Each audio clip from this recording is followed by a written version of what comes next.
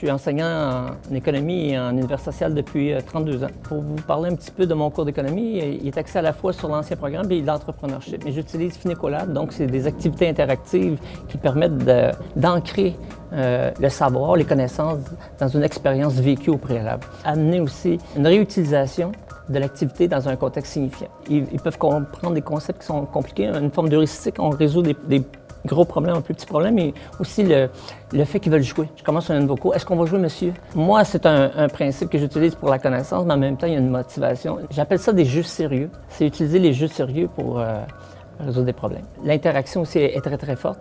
Puis les élèves s'impliquent énormément dans les activités. Donc, ils ont du plaisir. Vous allez voir, ils ont des réactions qui sont intéressantes.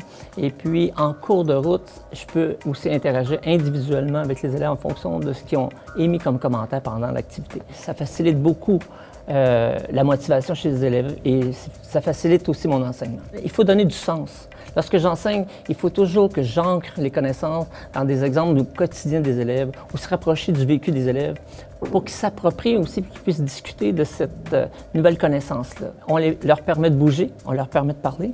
Il y a une forme aussi de liberté dans le jeu parce qu'ils ont des choix. Je veux décontextualiser un petit peu. Il n'y a plus de secteur de garçons et de filles. Les filles peuvent faire de la robotique aussi, ils peuvent faire de l'entrepreneurship. Ils vont jouer à deux activités. Donc, le premier jeu qu'on va jouer, évidemment, c'est le jeu de l'épargne. Parce que je suis rendu là dans mon cours, l'épargne de précaution.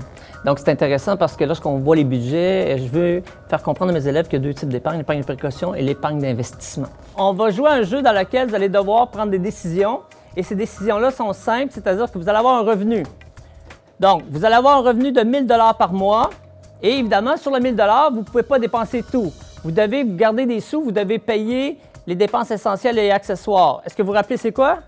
Deuxième jeu qu'on va faire, c'est le jeu de la double enchère, c'est le jeu de l'offre et la demande, dans lequel on va pouvoir voir un petit peu plus aussi des interactions parce que là, ils vont jouer les uns contre les autres. Mais il y a des règlements. Donc, si vous êtes un vendeur et que vos coûts de production sont à 5 $, bien, tu ne peux pas vendre à 4. Tu ne peux pas vendre plus bas que ton coût de production, vous comprenez? OK? Tu essaies de vendre le plus cher possible. Donc, ton cas, si tu es un vendeur, ou le prix du chocolat. Maintenant, vous avez un curseur. Quand vous allez déplacer votre curseur, ça, c'est l'offre que vous voulez faire. Chaque classe a déjà des tempéraments comme groupe différents. Il y en a qui sont plus collaboratifs, d'autres sont plus scientifiques, plus cartésiens, donc j'adapte mes jeux. Donc, selon le thème de mes cours, je vais utiliser des choix individuels ou des choix collectifs. La première chose, c'est de jouer personnellement avec chacun des jeux.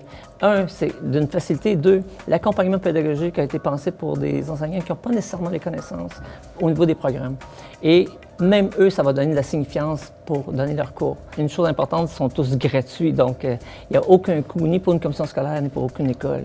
Lorsqu'on parle de macroéconomie puis de microéconomie, il y a des concepts qui peuvent être très difficiles, très abstraits. Lorsqu'on parle du PIB, de la croissance, des cycles économiques, expansion, contraction, récession, souvent ça fait référence, pour bien comprendre, à des connaissances antérieures. Donc, c'est pour ça que les jeux sont importants. C'est qu'une fois qu'ils ont les connaissances antérieures, là, je peux amener des concepts macroéconomiques intéressants.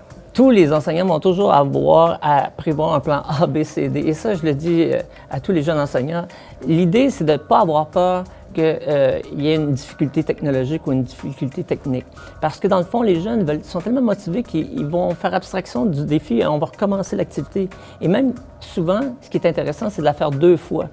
Une première fois sans aucun concept antérieur et une deuxième fois après avoir enseigné pour voir s'il y a un changement de paradigme. Ça, c'est intéressant. Donc ça, pour l'enseignant, c'est hyper important. Je sais à tout moment s'ils ont lu les consignes, s'ils sont en jeu, s'ils ont terminé, mais surtout s'ils sont déconnectés. Certains entrevoient des carrières. Parce que le fait de goûter un petit peu à toutes sortes de la bourse, par exemple, la gestion du risque, les placements, la finance, des choses qui sont un peu abstraites en secondaire 5, mais il faut faire des choix de carrière. Quand on fait une activité de FinicoLab, c'est que l'enseignant doit faire une amorce. Donc, bien prévoir la technique avant, donc s'assurer que les ordinateurs et les iPads fonctionnent bien. L'autre chose, c'est préparer un petit scénario, c'est-à-dire qu'il faut introduire l'activité. On ne peut pas juste dire allez-y. Mais en même temps, il ne faut pas donner trop d'instructions. Il faut que l'activité, ce soit les élèves qui se l'approprient et il ne faut pas trop guider parce que si vous donnez trop d'informations sur l'activité, vous allez induire en erreur les résultats. Vous allez modifier, vous allez altérer les résultats. Il faut que ça vienne de l'élève. Donc, n'oubliez pas que ces jeux-là, on va les attacher avec les autres jeux parce que On est en train de créer votre profil d'investisseur, votre profil de citoyen, votre profil personnel par rapport au risque. Ça va? Bon. Laisse-le moi aussi.